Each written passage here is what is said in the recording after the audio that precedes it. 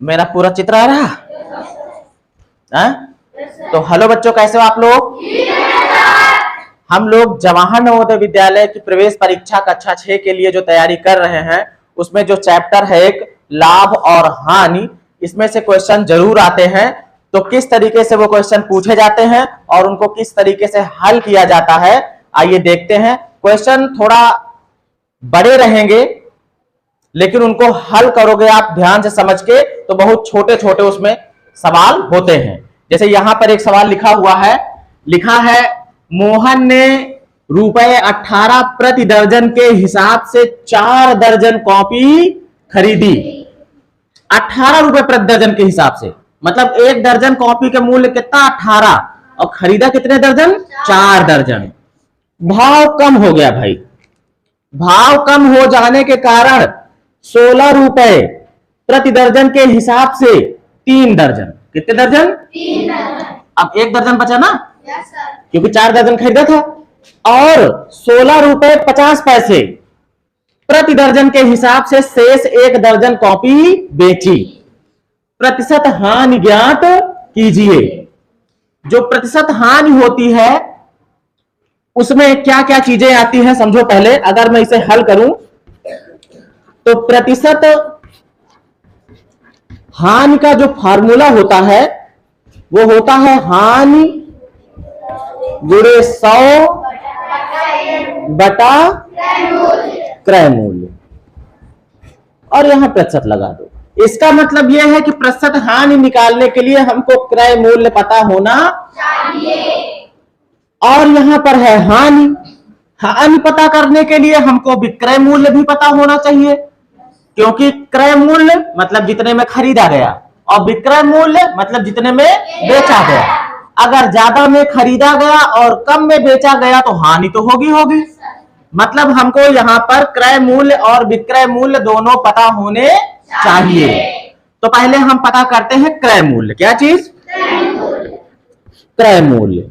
क्रय मूल्य कैसे निकल कर आएगा भाई? देखो, कहा है 18 रुपए प्रति दर्जन के हिसाब से 4 दर्जन खरीदा है। 1 दर्जन 18 रुपए का है, तो 4 दर्जन कितने का हो जाएगा भाई? हाँ, 18 के दर से 4 दर्जन का हो गया 18 चौक 72 रुपए इनका क्रय मूल्य है। अब विक्रय मूल्य देखो,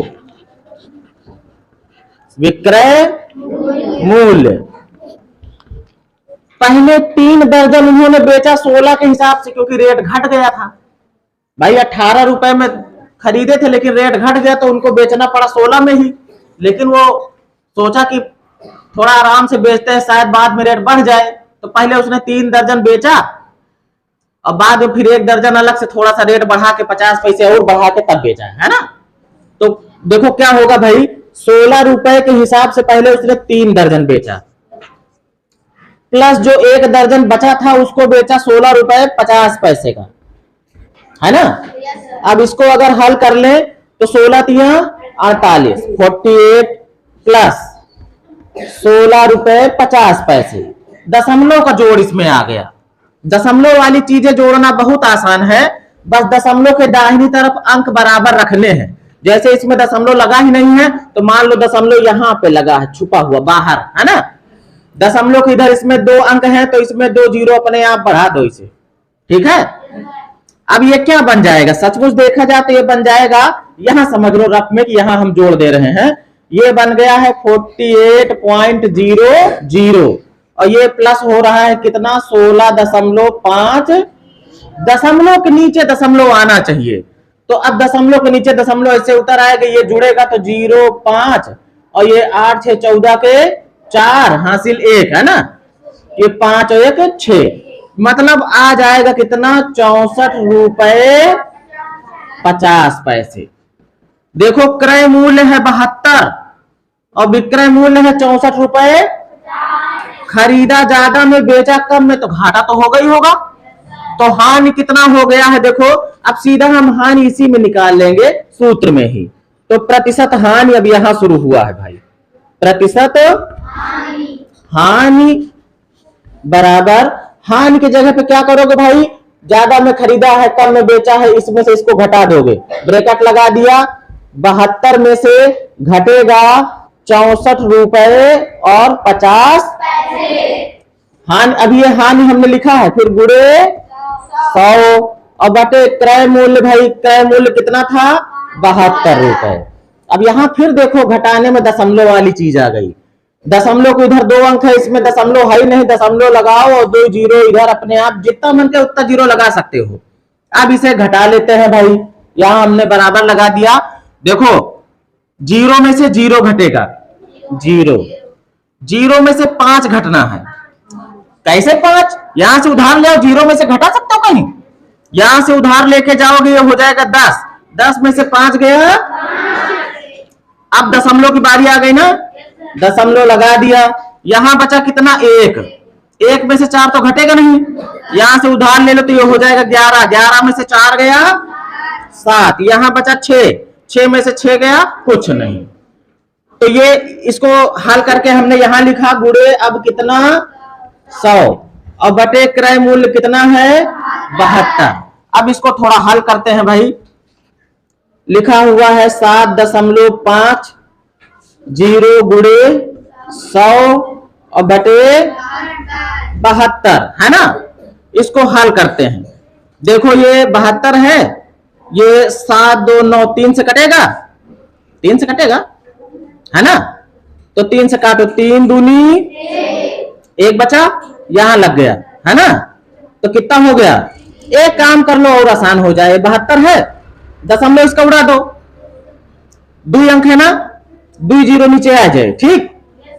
और नीचे के 2 जीरो, ऊपर वाले 2 जीरो खत्म कर दिया। क्या मिला? 750 बटे 72। देखो 7 2 9 और 7 5 12, अंकों को जोड़ते हैं तो 9 और 12 आता है। इसका मतलब ये हो गया कि ये 3 से कट जाएंगे है ना। तो 3 दूनी और 3 चौक, 3 दूनी 1 बचा ना, 3 पचे और 3 शून्य कितना हो गया? 250 बटे, अभी 250 बटे 24 है ना। देखो ये अभी कट सकता है कितने से? 8 से कटेगा क्या? नहीं कटेगा। ये 2 से तो कटेगा ही भाई। 2 1 कम 2, 2 दूना 2 1 कम 2, 2 दूना 1 बचा ना, और 2 पंचे 125 बटे 12 हुआ। अब ये नहीं कटेगा, ठीक है। लेकिन जो हमको विकल्प दिए गए हैं वो सब मिक्स्ड फ्रैक्शन में है, तो हम भी इसको 125 बटे 12 को मिक्स्ड फ्रैक्शन में बदल देते हैं। 12 से भाग हो जाएगा किसको? 112 1 कम, ये तो खत्म, 5 उतरा। 12 से छोटा अंक है, दशमलव नहीं लगा सकते अभी। समझ लो कि 12 पहाड़ा एक बार पढ़ा हमने, लेकिन 0 बार पढ़ना पड़ा, क्योंकि एक बार भी पढ़ोगे तो 12 1 कम, लेकिन पढ़ना तो पड़ेगा ही। तो 12 शून्यम कितना बचा? अब पहाड़ा पढ़ दिया, काम खत्म है। 10 सही 5 बटे, उत्तर आ गया 10 सही 5 बटे 12% की हानि हुई है। कौन सा विकल्प सही है? पहला वाला। इस तरीके से ये सवाल लगते हैं, थोड़ा सा ध्यान से समझना पड़ेगा। बड़े बड़े क्वेश्चन बना देते हैं लेकिन होते वो आसान ही है। और भी क्वेश्चन देखते हैं।